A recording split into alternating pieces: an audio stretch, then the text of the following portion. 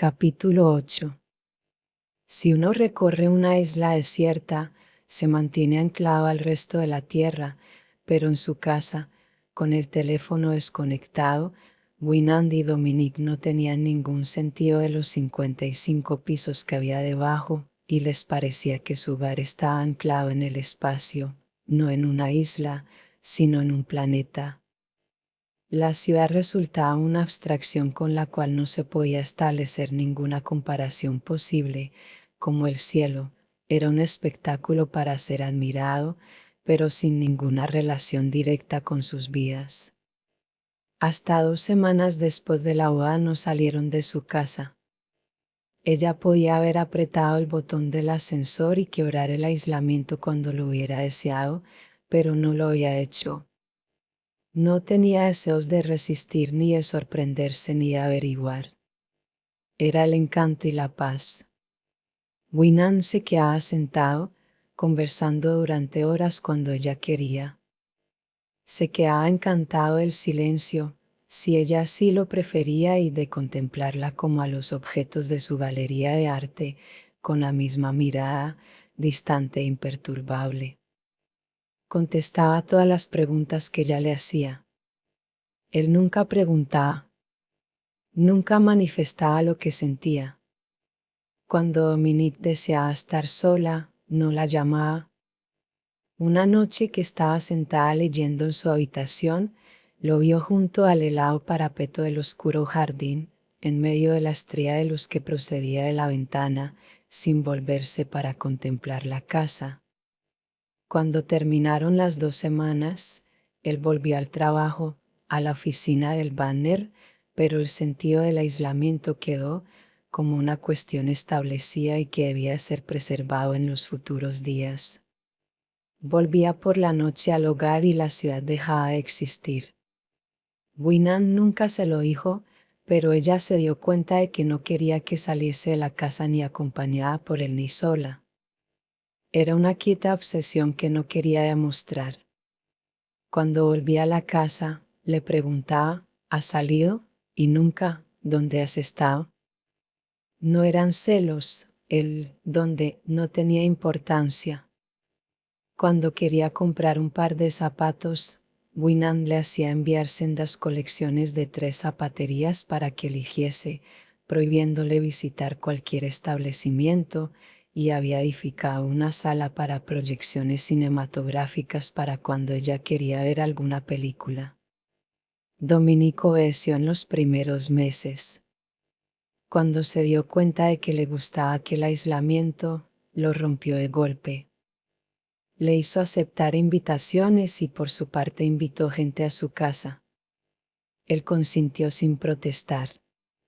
Pero mantenía un muro que ya no podía romper, era el muro que había erigido entre su esposa y sus diarios. El nombre de Dominique nunca aparecía en sus páginas. Impidió todo intento de llevar a la señora de Winand a la vida social, de encabezar comités, de fomentar campañas de beneficencia, de apoyar cruzadas generosas. No titubeó en abrirle la correspondencia si llevaba algún membrete que le indicase que la carta era contraria a sus propósitos, para destruirla sin contestarla, sin decirle siquiera a ella que la había destruido. Dominique se encogía de hombros y no decía nada. Sin embargo, al parecer, no compartía el desprecio que sentía por sus diarios. No le permitía discutirlos. Dominique no podía descubrir lo que pensaba de ellos ni lo que sentía. Una vez, cuando ella comentó un editorial ofensivo, él le dijo fríamente: «Nunca pidió excusas por el banner. Nunca lo haré. Pero esto es realmente terrible, Gael. Pensé que al casarte conmigo sabías que era propietario del banner. No esperes que lo cambie o que lo sacrifique. No lo haría por nadie en el mundo».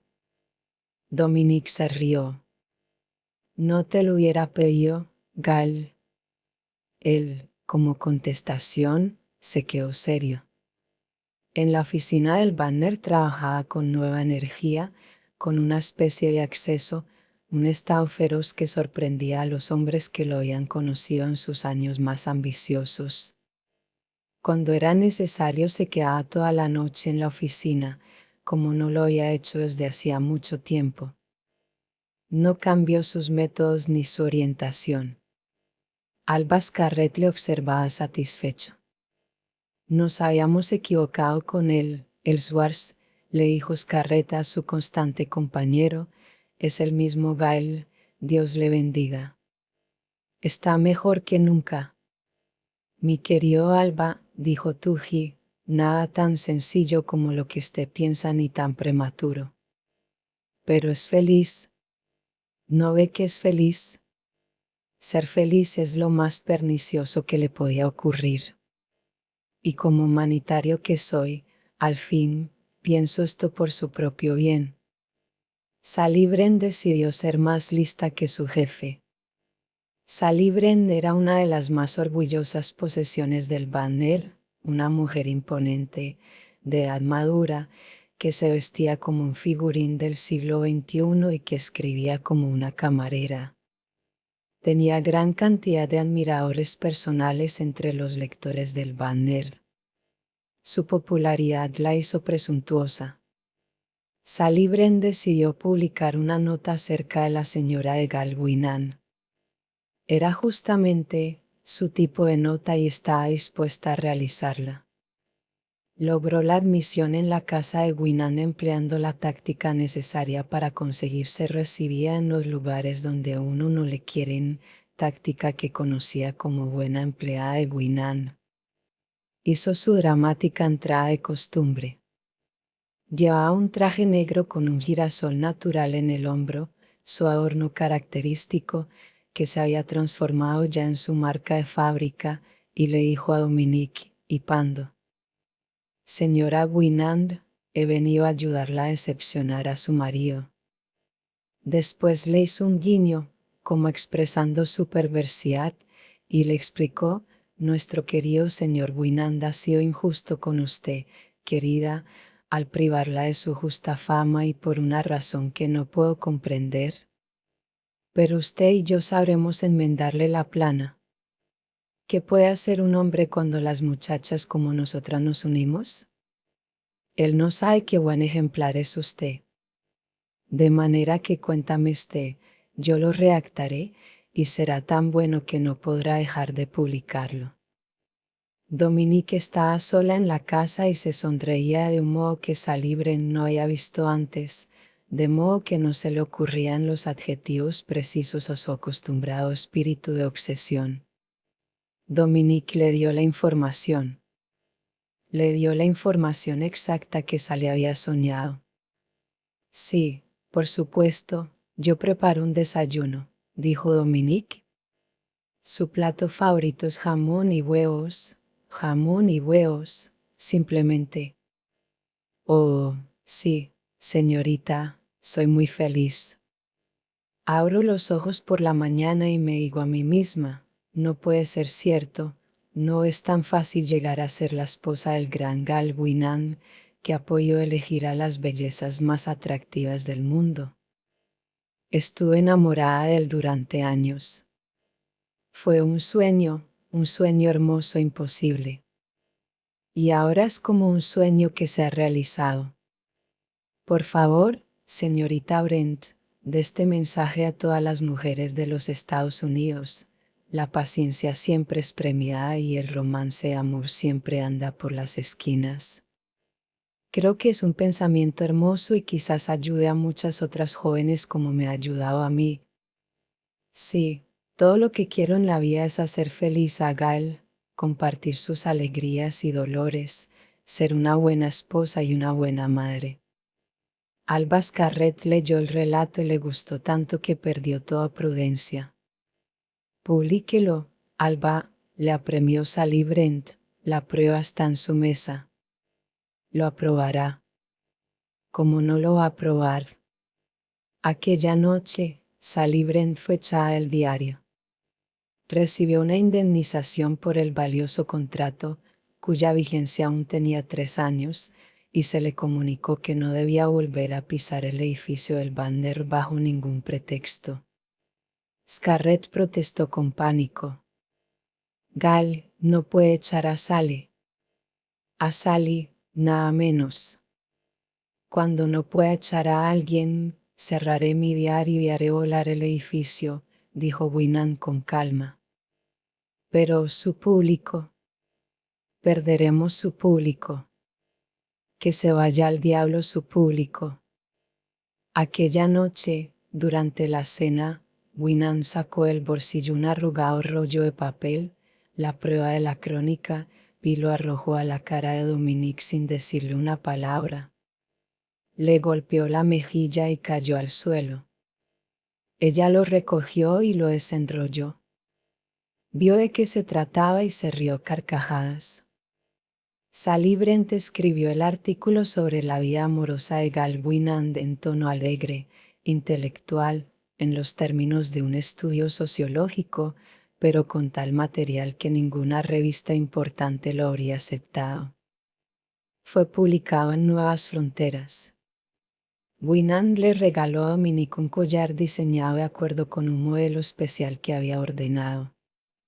Estaba hecho de diamantes sin engaste visible, muy espaciados, unidos con cadenas de platino apenas visibles. Cuando se la abrochó en torno al cuello, parecían gotas de agua caídas al azar, formando un modelo original que representaba un manojo. Ella permaneció un rato ante el espejo. Se quitó de los hombros el vestido de fiesta y dejó que las gotas de lluvia brillaran en su piel. Ese relato de la señora Bronx que mató a la joven querida de su marido es bastante sólido, Dale. Pero creo que hay algo más inmundo todavía y es la curiosidad de la gente que disfruta leyendo esas cosas. Y aún hay otra cosa más sucia y es la gente que fomenta esas curiosidades. Realmente, gracias a esa señora, cuyas piernas de pata de piano, cuyo rostro otadao aparecen en sus retratos, ha sido posible este collar. Es un collar hermoso. Me lo pondré con orgullo. Winnan se sonrió. El súbito brillo de sus ojos tenía un extraño matiz de desafío. Es un modo de verlo, dijo. Hay otro. Me gusta pensar que he tomado lo que más rechaza al espíritu humano, la mente de esa mujer y la de la gente a la que le gusta leer lo que se escribe sobre ella, para hacer con eso este collar para tu cuello. Me parece que soy un alquimista que he realizado tan grande purificación. Ella vio que, de acuerdo con su mirada, aquello no era una excusa ni un lamento ni una expresión de resentimiento. Era una mirada extraña, ella lo había advertido antes, una mirada de simple adoración. E hizo que ella aprendiese que hay una etapa del culto que hace al adorador objeto de reverencia. A la noche siguiente estaba sentada delante del espejo cuando él entró en su gabinete. Cuando Winnan se inclinó para besarla en la nuca, vio un cuadrado papel adherido a un triángulo del espejo. Era la copia descifrada del cablegrama que había terminado con su carrera en el Banner. Eche a esa perdida. Y.W. Winnan levantó los hombros, quedándose erguido detrás de ella. ¿Cómo conseguiste eso? Me lo dio el Swastuji. Pensé que valía la pena conservarlo. Por supuesto, no sabía que llegaría a ser tan apropiado. Él inclinó gravemente la cabeza, reconociendo ser su autor, y no dijo nada más. Dominique creyó que a la mañana siguiente no iba a encontrar el cablegrama, pero él no lo había tocado. Ella no lo quitó. Quedó extendido en el ángulo del espejo. Cuando Gael la abrazaba, Dominique veía que sus ojos se dirigían a menudo al cuadrado papel. Ella no podía adivinar lo que pensaba. Una asamblea de propietarios de diarios lo hizo salir de Nueva York en la primavera por una semana. Era su primera separación. Cuando volvió, Dominique lo sorprendió porque fue a recibirlo al aeropuerto. Estaba alegre y gentil, su talante comportaba una promesa que él nunca había esperado. Cuando penetró en la casa y se tendió en un diván, Dominique comprendió que deseaba quedarse allí para sentir la reconquistada seguridad de su propio mundo. Vio que sus ojos se entregaban a ella sin defensa y se mantuvo erguida, diligente. Sería mejor que te vistieras, Gal. Tenemos que ir al teatro esta noche. Se sentó. Se sonrió poniendo de relieve las sesgadas arrugas de su frente. Ella experimentó un sentimiento de admiración frío hacia él. El dominio era perfecto, todo, menos las arrugas. Muy bien. ¿Corbata negra o blanca? Blanca. Tengo entradas para no es piel de su nariz. Fue muy difícil conseguirlas. Era demasiado ridículo originar entonces una disputa entre ellos. Él la desbarató riéndose francamente, con disgusto irreprimible. Dios mío, Dominique, pero no para ver esa hora. ¿Por qué, Gal? Es el acontecimiento más grande de la ciudad. Tu propio crítico, Jules Faulkner, él dejó de reír, comprendió, dijo que era la comedia más grande de nuestra época. El Swarstugi dijo que era la voz joven del nuevo mundo que llegaba. Alias Carret manifestó que no estaba escrita con tinta, sino con la leche de la onda humana. Sally Brent, antes que tú la echaras, dijo que la hizo reír con un nudo en la garganta. Ya ves, es el protegido del Banner. Estaba segura de que querrías verla. Sí, por supuesto, respondió él. Se levantó y se fue a vestir. No es piel de su nariz se representó muchos meses. El Schwarztuch había manifestado en su sección que el título de la obra había sufrido un ligero cambio, como concesión al melindre de la clase media que todavía manda en nuestro teatro.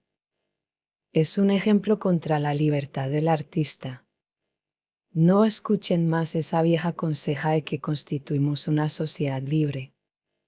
Originalmente el título de esta hermosa comedia fue una línea del lenguaje popular, con la elocuencia simple, valiente de la expresión del pueblo. Winand y Dominique se sentaron en el centro de la fila 4 y escucharon la obra sin mirarse. Lo que se representaba en el escenario era algo trillado y tosco, pero la tendencia que ocultaba lo hacía temible. Había en su insustancialidad tediosa de las palabras un tono que los actores habían absorbido como si fuese una infección, estaba en sus rostros afectados, en la astucia de sus voces, en sus ademanes desordenados. Era un tono de insustancialidad manifestada en forma de revelaciones que pedían insolentemente ser aceptadas como tal, un tono que no era de presunción inocente, sino de consciente descaro, como si el autor conociese la naturaleza de su obra y se jactase de su poder para hacerla aparecer como sublime ante el espíritu de los oyentes, y así destruir la capacidad para lo sublime de ellos. La obra justificó el veredicto de los que la habían apadrinado, causó risa, resultó divertida, era un chiste indecente, su acción no transcurría en el escenario sino en el auditorio. Era como un pedestal del cual hubiesen sacado un dios para colocar en su lugar, no a Satanás con una espada, sino un vagabundo sorbiendo una botella de Coca-Cola. Había en los espectadores un silencio atento y enigmático. Cuando alguien reía, los demás se unían a la risa, con el alivio de saber que se estaban divirtiendo. Jules Faulkner trató de no ejercer influencia sobre nadie. Había aclarado, simplemente y por anticipado, que el que fuera incapaz de comprender la obra era, fundamentalmente, un hombre indigno. No vale la pena dar explicaciones, había dicho. O se es capaz de saborearlo, o no. En el entreacto, Winando oyó que una mujer imponente decía, «Es maravillosa». No la comprendo, pero tengo la impresión de que es algo importante. ¿Quieres que nos vayamos, Gal? No, nos quedaremos hasta el final. Fue silencioso en el automóvil hasta su casa. Cuando entraron en el salón, se quedó dispuesto a oír y aceptar lo que fuera. Por un instante Dominique sintió el deseo de evitárselo. Sentíase vacía y cansada. No quería herirle, quería buscar su amparo. Después volvió a pensar lo mismo que había pensado en el teatro. Pensó que la comedia era una creación del Wagner, era lo que el Wagner había alimentado, sostenido y hecho triunfar. Y era el Wagner el que había comenzado y terminado la destrucción del templo de Stoddard. El New York Wagner, 2 de noviembre de 1930, una vocecita, sacrilegio, por Eswarse Metugi, las iglesias de nuestra infancia, por Albas Carret. ¿Es usted feliz, señor superhombre? Y aquella destrucción no era un acontecimiento que había ocurrido hacía tiempo, no era una comparación entre dos entidades que no admitían mutua comparación, un edificio y una comedia, no era una casualidad ni era una cuestión de personas, de que, de Faulkner, de Tuji, de ella misma y de Rourke. Era una contienda sin tiempo, una lucha entre dos abstracciones, entre la que había creado el tiempo y aquella que había hecho posible la comedia, dos fuerzas que, de súbito, se le aparecían al desnudo, dos fuerzas que luchaban desde que comenzó el mundo y que todas las religiones habían conocido. Siempre existieron Dios y el demonio, solo que los hombres se habían equivocado con respecto a la forma del demonio. No era único y grande, había demonios inmundos y pequeños. El Wagner había destruido el templo de Stoddard para dar cabida a esa comedia. ¿Qué ocurre, Dominique? Oyó la voz de Winand, suave y llena de ansiedad. Nunca se había permitido poner en evidencia su ansiedad. Ella recogió el sonido como un reflejo de su propio rostro, de lo que él había visto en su rostro. Permaneció erguida y segura de sí misma y con un gran silencio interior. Estoy pensando en ti, Gal. Winand estaba esperando. Sí, Gal. La pasión total, para la elevación plena. Se rió, dejando que sus brazos se balancearan como habían hecho antes los actores. Dime, Gal, ¿tienes un sello de 2 centavos con el retrato de George Washington? ¿Cuántos años tienes, Gal? Has trabajado duramente. Tu vida está más que cumplida a medias, la has visto premiada esta noche. Tu hazaña, coronada. Claro está que ningún hombre es igual a su pasión más elevada. Ahora, si te esfuerzas, algún día te elevarás al nivel de esa comedia. Él permanecía callado, oyéndola con resignación. Pienso que deberías adquirir un manuscrito de esa obra y colocarlo en el centro de tu galería. Creo que deberías bautizar tu yate y llamarlo No es piel de su nariz. Creo que tendrías que llevarme. Dal Winand exclamó. Cállate. Incluirme en el reparto y hacerme representar el papel de María todas las noches. María, la que adopta a la rata almizclera abandonada y... Cállate, Dominique. Entonces, habla. Quiero oírte hablar. Nunca me he justificado ante nadie. Bueno, entonces jáctate. Sería lo mismo. Ya que quieres saberlo, esa hora me ha producido asco. Creo que deberías saberlo. Ha sido peor que la señora Bronx. Mucho peor. Winand observó que algo había llegado hasta ella, no podía decir si era una respuesta de sorpresa o enojo.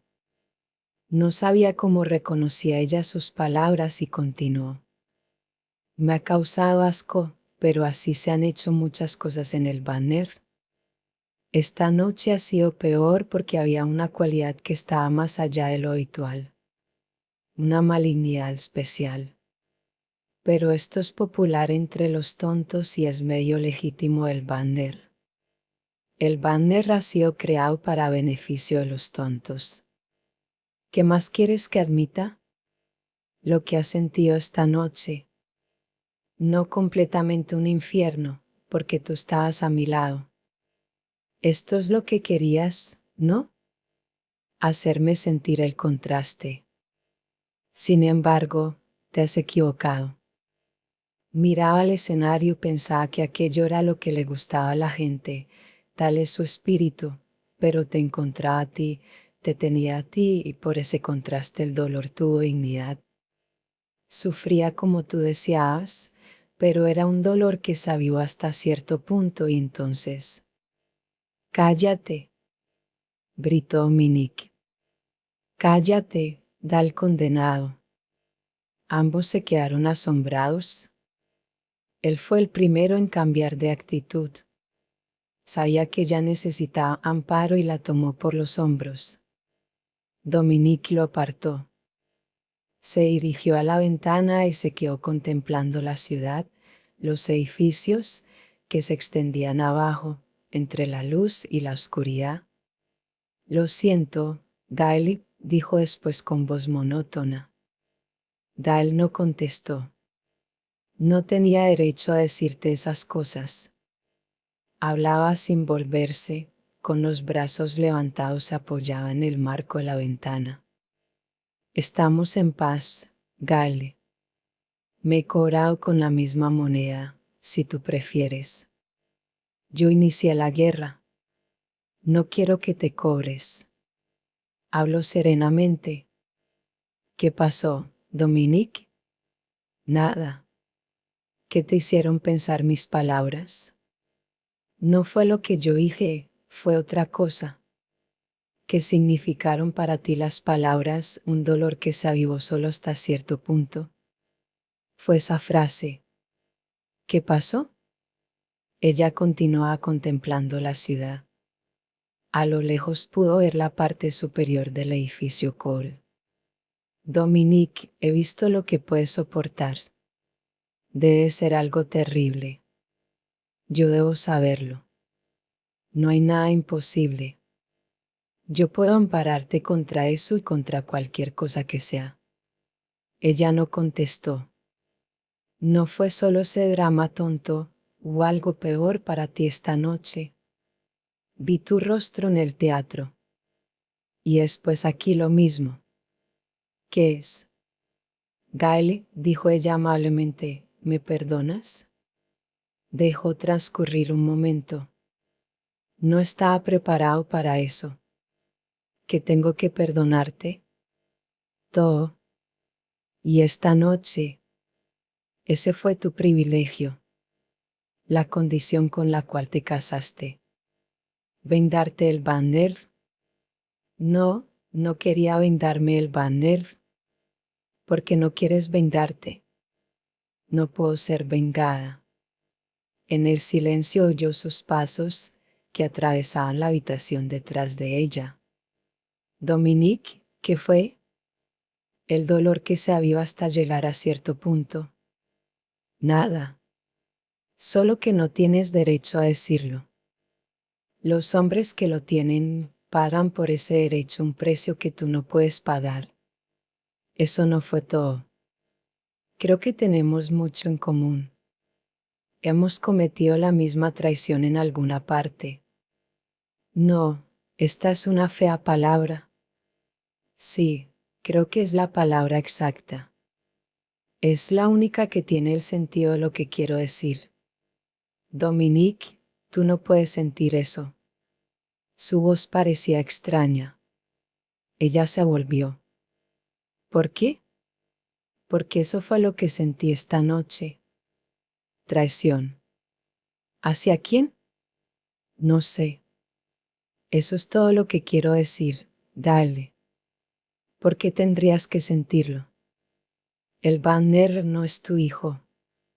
El mismo pecado toma distintas formas. Después él cruzó la habitación y la tomó en sus brazos. Tú no conoces el significado de las palabras que yo empleo. Nos parecemos mucho, pero no en eso. Yo hubiera preferido que continuases espetándome insultos, en lugar de que trataras de compartir mis ofensas. Ella apoyó su mano en la mejilla de Guinand y sus dedos le tocaron las sienes. ¿Quieres decirme ahora qué era? Preguntó él. Nada. Traté de hacer más de lo que podía. Tú estás cansado, Dale. ¿Por qué no subes? Déjame aquí. Quiero contemplar la ciudad. Después iré,